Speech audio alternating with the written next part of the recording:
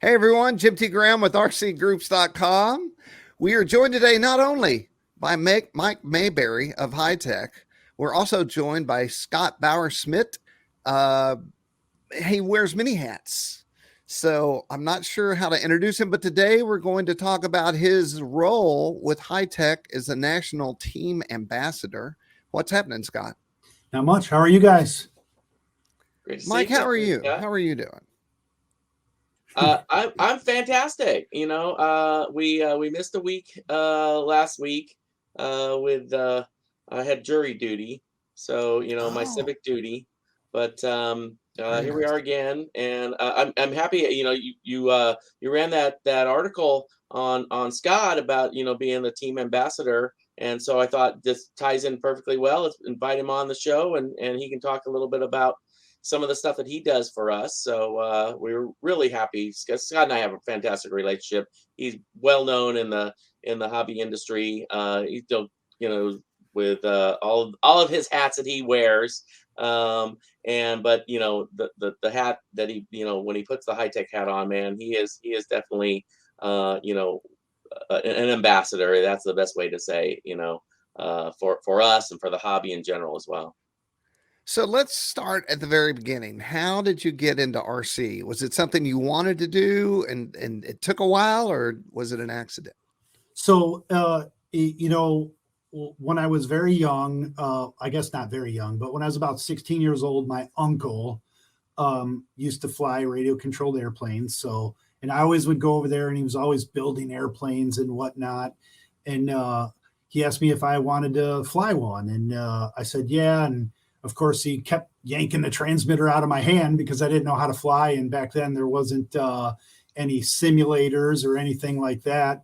Buddy boxes. There wasn't even a buddy box back then. And so I learned to eventually fly. I was about 16 years old. I learned to fly through him.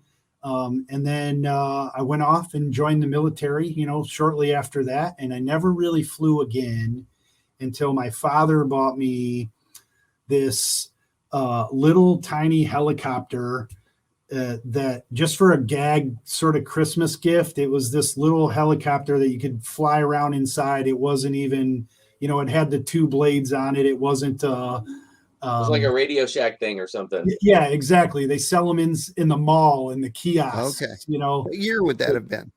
I would say that was 13 years ago. So, Okay. And I would fly this thing in the house, and I just constantly, was having a blast. And then that turned into me buying a little blade helicopter that was, multi-pitch, and I sat in my basement for many years learning to hover this helicopter. I literally taught myself to fly a helicopter inside my house, Right. which, obviously was not the most ideal situation, but it was still just a little helicopter.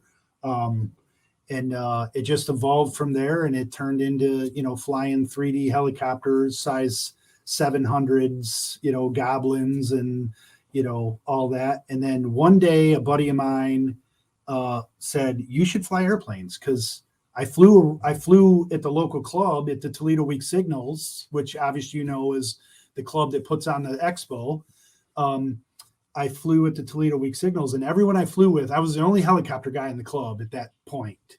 And he's like, you really should fly airplanes. And I don't have any airplanes. And he sold me a 71 3D Hobby Shop Slick. Nice. Great airplane. Yep. And it was the orange one. And then they all took bets on how long it would live. Right. And it lived forever. I ended up selling it to somebody else. And wow. And this was pre-AJ aircraft, by the way. And but was it an AJ Slick though? It was an AJ Slick. And yeah. Tim Jeske and Andrew were both members of the Toledo Week Signals, which is how we all met. And I never looked back. I never flew another helicopter again since, I still play around with helicopters a little bit, but nothing serious anymore. It's all airplanes. Let me ask you a question. I think that flying a helicopter takes a totally different brain than an airplane. Is that correct? That is, in my opinion, it is absolutely correct. Especially when I go back now, like I feel like helicopters prepare you to fly airplanes, but airplanes do not prepare you to fly helicopters. Yes. So I feel like I did it in the right succession, but I go back now and I'm just like, it's so foreign. Yeah, yes, it's still backwards when you're coming at yourself. Yes, it's right and left aileron is right and left, cyclic. Elevators the same, but maneuvers are where it really gets, different. I feel like it transfers, but like I said, going from an airplane to a helicopter is harder than going from a helicopter to an airplane. I can see that. Yeah. For sure. There's like a whole other dimension with the heli that's not involved with the plane. Well, I think part of it is a helicopter. You never, ever can stop flying in a helicopter. Right. Like you're always flying it. In an airplane, if you want to take a break and look over at Mike and say, "Hey, Mike, did you see that maneuver?" Like, you can, you can let off the sticks and an airplane will fly. If you let off the sticks of a helicopter, it's going to roll over and die on you. But yeah, so good times. And I will tell you, from the time I was 16 years old, I have never, ever flown any other servo other than Hitec. Even when I built my first plane, which was like a cadet senior, maybe. Sure. Yeah, a cadet senior, it had Hitec servos in it. And my helicopters had Hitec servos in them and everything. So the whole time I've been in the hobby has been Hitec products. I've never flown any other products other than recently, other than to prove how superior Hitec is. I'll try something else just to do that testing. But let's go down that road. So how did we get from heli, 3D pilot, and then so we'll talk about the jet skis in a little bit. But how did you get involved with Hitec? I just we almost can't talk about this without going into the jet skis because we'll start there first.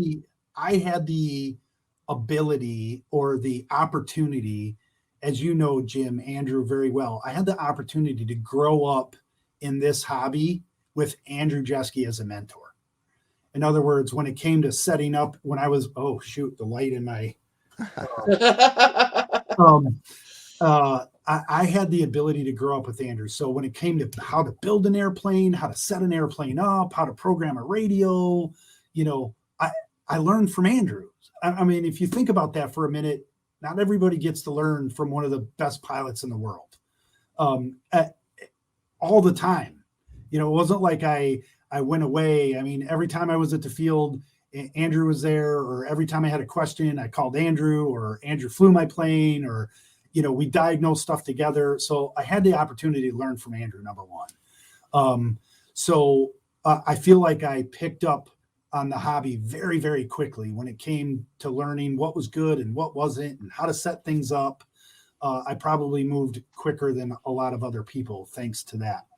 And quite frankly, I was very Hitec driven, and that Andrew is not, right? Andrew is flies for somebody else. And so Andrew was always constantly ribbing me about, Hitec. And then, we would build some, I would end up building a prototype airplane or whatever, and it would have Hitec servos in it. And Mike is aware of this because I would call Mike and say, "Hey, we're building a new prototype and I'd really like to put Hitec servos in it."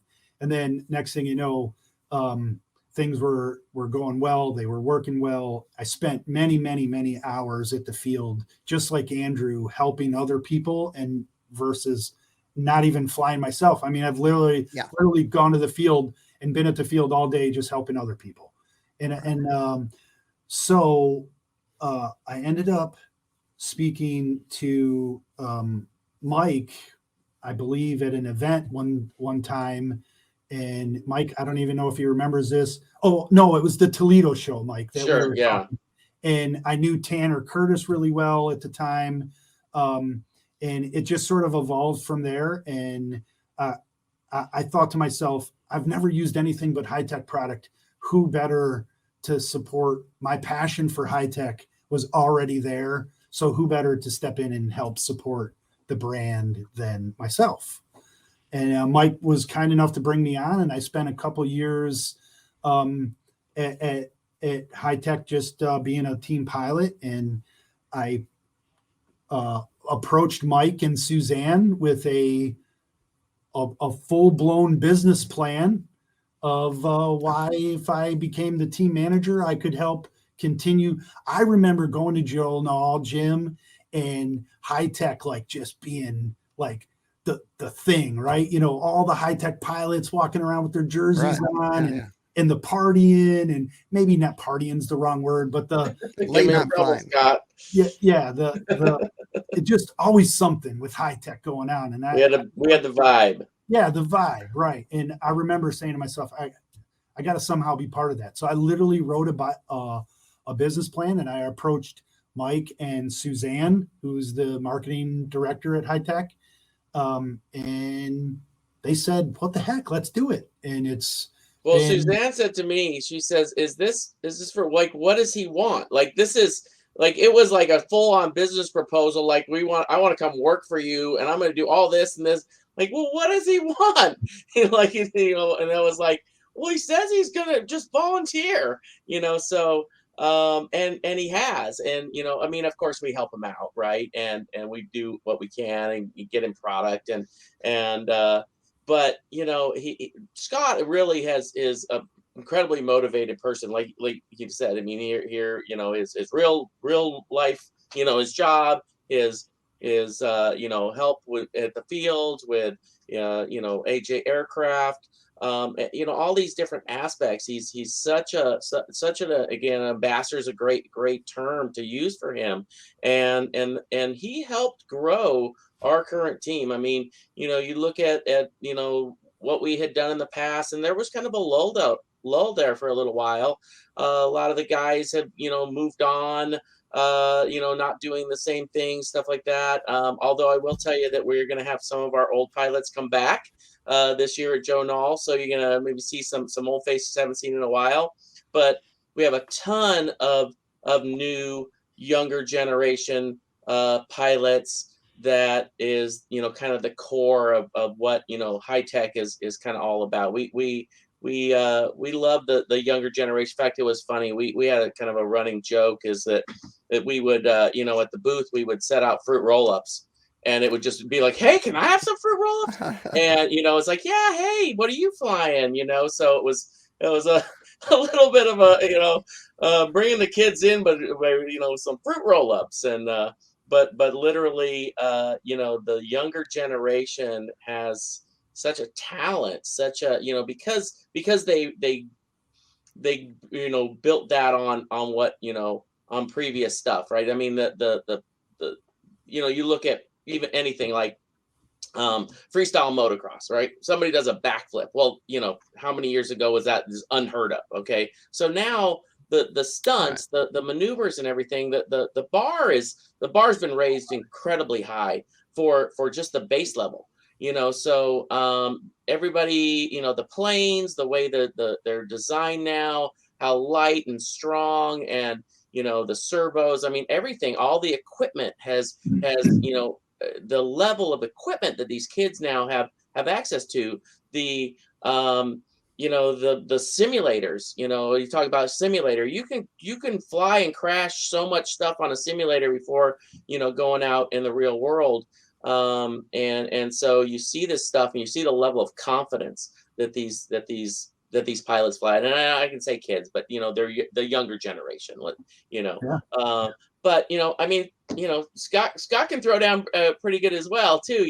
So it's not just that, but it's the level of components, the level of the models, the amount of time that they put in on these things, and the confidence to fly these models at such a expensive models. I mean, Right. Exactly. Yeah. $8,000 I planes. get really scared, flying some in, and then I start thinking, but the whole thing is, if you think you die, that's how it goes. If you think you got to move the rudder, then it's already too late. Right. Yeah. And Jim, Mike talks about, and that's what I wanted to do. That's exactly what I wanted to do. That's exactly why I approached him, is like, we got to get this vibe back, right? We got to, not that they ever lost it, but there was just this little lull there. Hitec is extremely involved in the car side of the business, as well as the airplane side of the business. So they got a lot of hats to wear too. And I felt like I'm like just very, very in tune. And Mike talks about the youth or the younger pilots. I have a young son who's an incredible pilot, now has well surpassed me. And to Mike's point, what they have available to them to learn and grow is just, it's incredible. And so I'm very well connected with a lot of this younger crowd of 3D pilots and 3D IMAC pilots, whatever. And I've been able, like, Jake Arnold and Ashley Heath, where Ashley very well, Jim. I don't know how well Jake, but Devin Kavik and CJ Carilla. I mean, we've really assembled at a we've really assembled and I know I'm leaving people out, but we've assembled just an incredible team of Hitec pilots, all the way across. Eddie, who's heavily involved in jets, and Roger Nyat, who's heavily involved in scale modeling. And then we have our 3D group of guys, and then we have our IMAC group of guys. And we've really done a really good job of spreading that out across the country. So we hit all the corners of the country. And it's just been a really fun, it's just been a really fun journey. And Mike makes everything fun, if you ask me. So, I appreciate that. it's really, really super easy to give my time to Hitec, in all honesty. So I think my next question would be, where could we see a sample of this? But I think I know the answer. Is it going to be a huge Hitec party at Joe Nall this year? Look, we're doing it right. We're going to be at the main line on Vendor Row, which you would expect, right? Hitec going to be down there. And then we're doing the full 3D line. We got a 20 by 20 tent, down at the 3D line. We're going to be really celebrating the 50th anniversary of Hitec. And oh my Lord, we're sorry about that. We're going to be really celebrating the 50th anniversary of Hitec down at the 3D line. You're going to see all our pilots there. We're going to have a ton of pilots there. To Mike's point, we're going to have old and new pilots there. The Chitties, Brandon, and so that's confirmed. Brandon Chitty is going to be on the ground. Yep. Yes, sir. Yep. Brandon and Rick are, so we're going to just make a big deal about it. And we're going to try to run promos and giveaways and special, giveaway hats and t-shirts. And, it's going to be a big hoopla. That's the goal, is when you walk down to the 3D line this year at Joe Nall, you're not going to be able to help but see the #1 servo manufacturer in the country.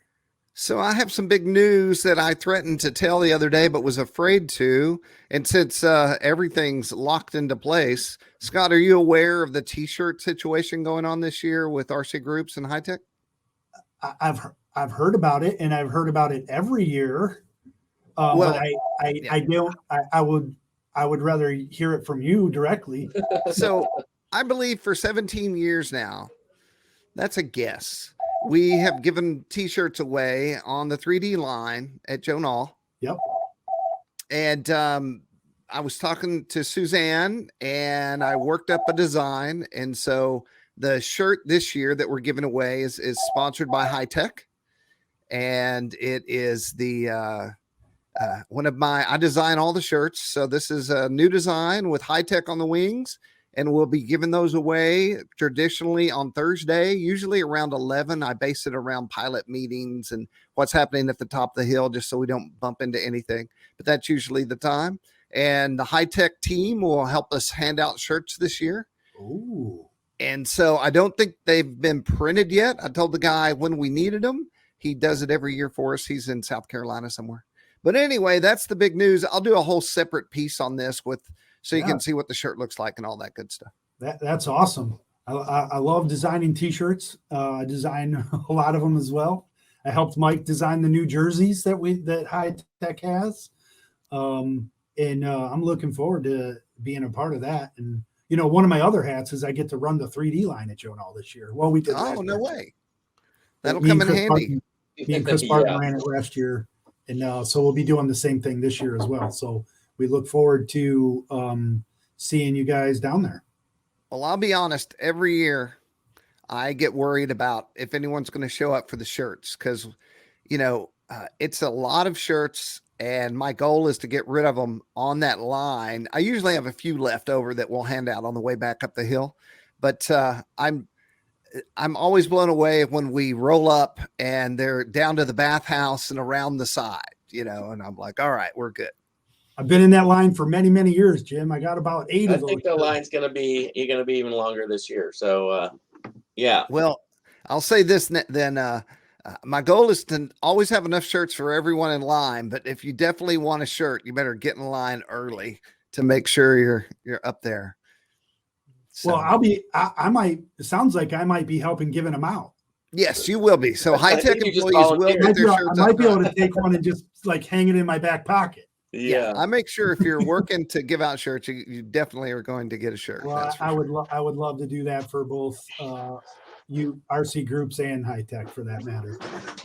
We have a guest. Who's our guest today, Mike? Yeah, Sean just rolled in here. Oh, Sean. Didn't even knock. The door was closed.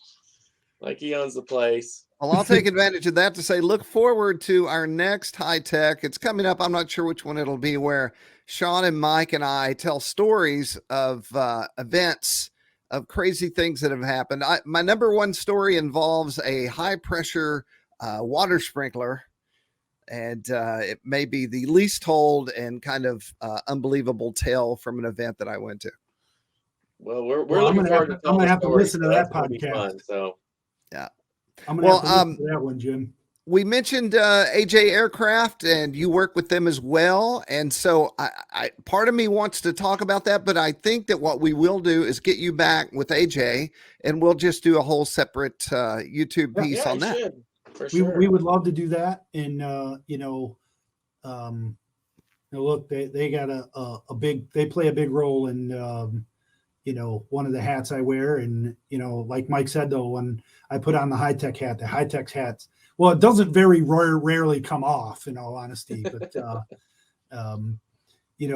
it's a fantastic company to represent. So, well, and I don't know if you've heard me say it, but Mike is the first person to ever help me in the RC industry. When I bought my first radio, Mike is the person who replied back to teach me how to use Crow.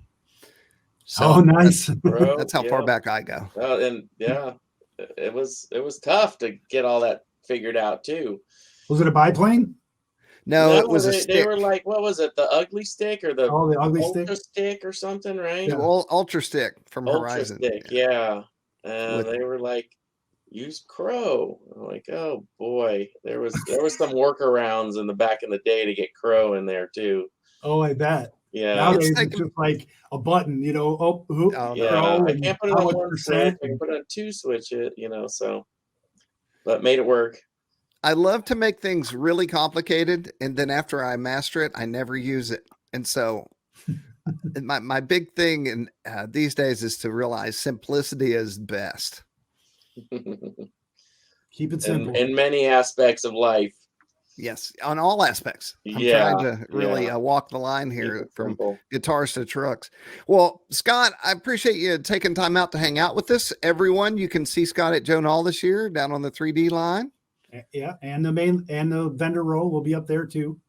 And Mike, as usual, thank you for taking time out of your day. Absolutely. Join next week, or we never know exactly when we're going to do it, but the next time we do this, Sean Spiker should be joining us, and we're going to regale you with PC stories of RC escapades. Oh, it's going to be G-rated stories. Well, it's not going to be it's not going to be stories we don't usually tell. All right, everybody. Thanks again. Hitec, go check them out. AJ Aircraft and RC Groups, that's me. And we appreciate everyone who joins us each week and hangs out. Be sure and hit all the buttons. And if you have something to say it, and we'll answer it in our next video. I'm Jim T. Graham with RC Groups. Thanks, guys. See you guys.